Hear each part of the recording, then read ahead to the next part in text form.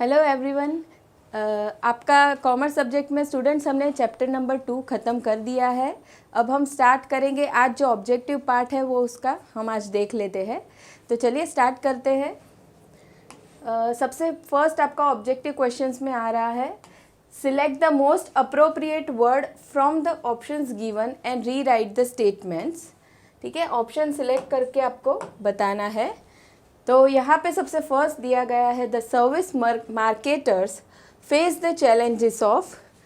यहाँ पे आपके ऑप्शन है इंटेंजिबिलिटी, टेंजिबिलिटी, सर्विसेबिलिटी और ड्यूरेबिलिटी। तो हमें पता है इंटेंजिबिलिटी क्या है, एक चैलेंज है सर्विस मार्केटिंग में। ठीक है, तो यहाँ पे आपका आएगा इंटेंजिबिलिटी। ठीक है, चलिए नेक्स्ट आगे बढ़ते हैं। The problem of inseparability of services requires dash of the customer. अब इनसेपरेबिलिटी का मतलब हमें पता है कि at the time of providing service, service provider and customer को अवेलेबल होना चाहिए। तो यहाँ पे आएगा absence, physical presence, omni presence और सेपरेशन। इन चारों में से यहाँ पे आने वाला है फिजिकल प्रेजेंस। ठीक है, फिजिकल प्रेजेंस रिक्वायर्ड होती है।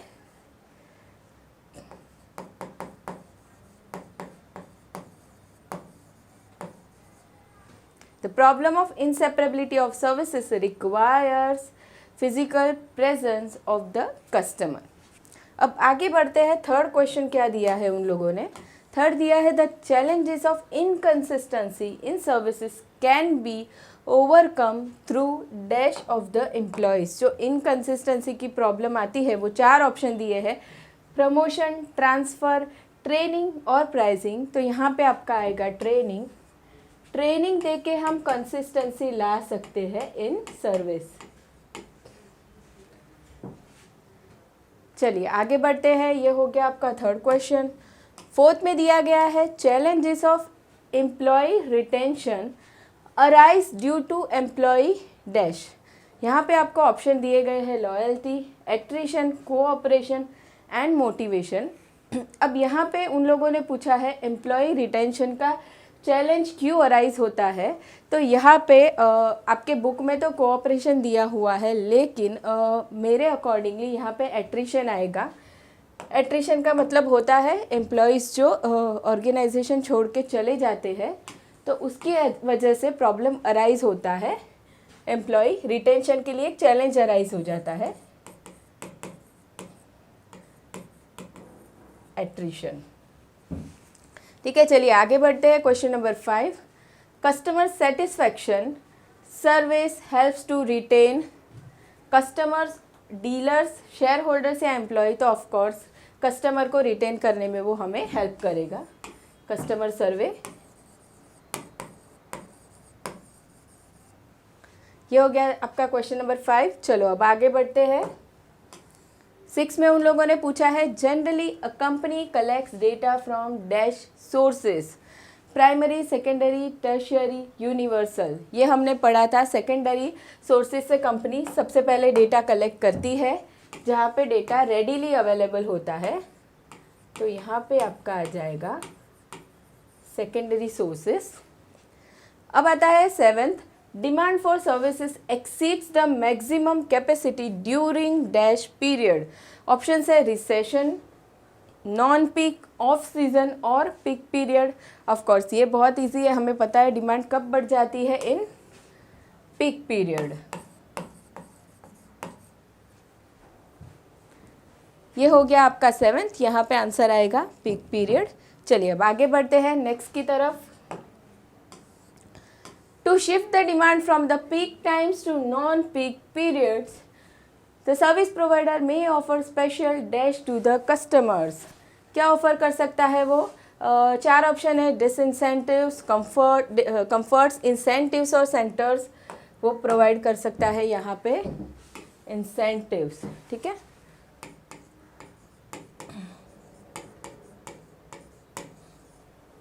चलिए आगे बढ़ते हैं।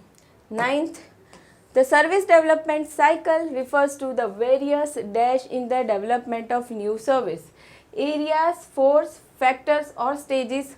अब ये सर्विस डेवलपमेंट साइकिल में हमने क्या पढ़ा था, क्या होते हैं वहाँ पे स्टेजेस होते हैं अलग अलग, तो यहाँ पे आपका आने वाला है स्टेजेस। आगे बढ़ते हैं 10th क्वेश्चन की तरफ। यहाँ पे है the research dash is the grand plan for conducting research. ठीक है, अब यहाँ पे है आपका A design, B questionnaire, third data and fourth problem. 4 option दिए गए हैं आपको। तो यहाँ पे है आपका design is the grand plan for conducting research. सबसे पहले हम क्या करेंगे, रिसर्च का डिज़ाइन बनाते हैं।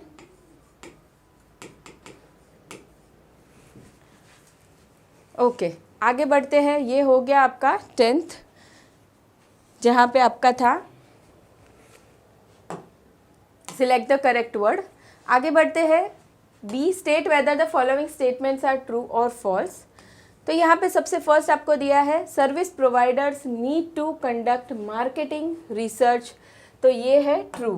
ठीक है, सर्विस प्रोवाइडर को हमेशा ही मार्केट के लिए रिसर्च करना ही पड़ेगा। सेकेंड है generally a firm collects marketing research data from secondary data, yes ये भी ट्रू है। सेकेंडरी डेटा जहाँ पे रेडिली डेटा अवेलेबल होता है, कंपनी पहले वहीं से डेटा कलेक्ट करती है।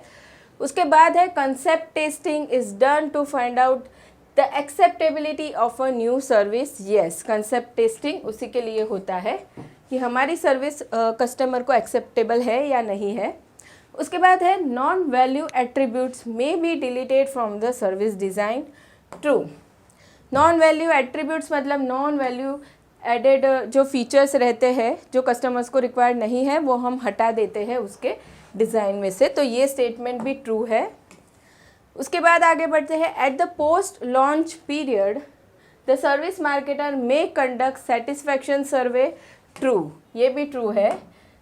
आफ्टर हम अपनी सर्विस इंट्रोड्यूस कर देते हैं उसके बाद भी हमें सर्वे करना पड़ता है। उसके बाद आता है idea generation is relevant in service development cycle, yes ये भी ट्रू है। सबसे पहले हमें क्या करना है, नई सर्विस जब हम इंट्रोड्यूस करते हैं तो उसके पहले आइडिया जनरेट होता है, उसके बाद सर्विस आती है। उसके बाद यहाँ पे नेक्स्ट क्वेश्चन दिया है idea screening is required in service development cycle, yes ये भी ट्रू है। आफ्टर आइडिया जनरेशन हम क्या करते हैं, आइडिया स्क्रीनिंग करते हैं, मतलब आइडिया इवेल्युएट करते हैं, तो वो भी बहुत ज़रूरी है। उसके बाद आपको दिया गया है at times demand for services exceeds the capacity during peak periods, yes during peak periods क्या होता है, डिमांड बढ़ जाती है सर्विस की। तो ये हो गया आपका ट्रू एंड फॉल्स। अब आगे बढ़ते हैं मैच द कॉलम की तरफ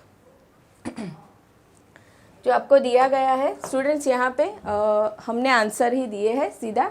आइडिया स्क्रीनिंग तो वो हो जाएगा rejection of idea. Idea screening में हम क्या करते हैं, सीधा आइडिया जो हमारे काम का नहीं है उसे हम हटा देते हैं, रिजेक्ट कर देते हैं।